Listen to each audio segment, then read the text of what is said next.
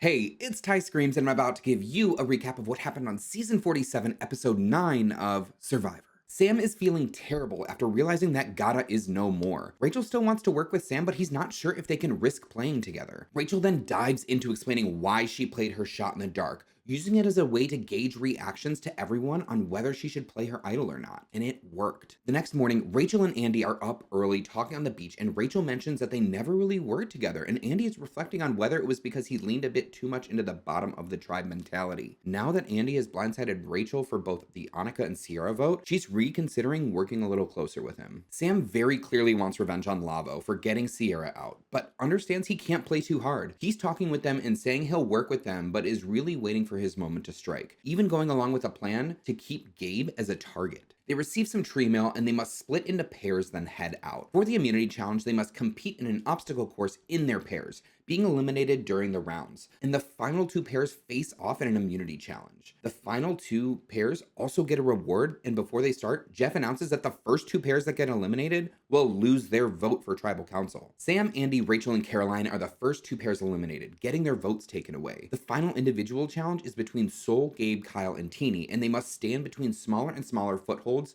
for as long as they can. After making it to the final foothold against Kyle, Gabe is able to secure individual immunity. Jeff then congratulates Gabe, then announces that the four that lost their votes will go on a journey for a chance to get their vote back, and then they head out. They arrive at their destination and find that they must stack wooden cards on a tower as high as they can, and whoever makes the tower fall is the one that loses their vote. They stack it pretty high, but it falls while Caroline is placing her card, meaning she's the one that lost her vote. The four that won their reward all enjoy their BLTs and have a burp off, Sol clearly being the winner. But it quickly switches to strategy talk, and they're thinking that Sam is the next to go, given the last tribal. Back at camp, Genevieve tells Sue that Sol wants Gabe out, and that sets off some alarms, and Sue is now wanting to blindside Sol instead. The picnic crew returns and they all agree, yeah, the vote is for Sam, but then Genevieve puts her masterful plan into action, pulling Gabe to tell him about the Sol vote, using a convo between Teeny and Sol from earlier in the morning as fuel to his fire. He sees what she's saying, and much to Genevieve's delight, he mobilizes to get the votes. Once the journey crew gets back, Genevieve is able to talk to Andy, and he's on board for blindsiding Sol also.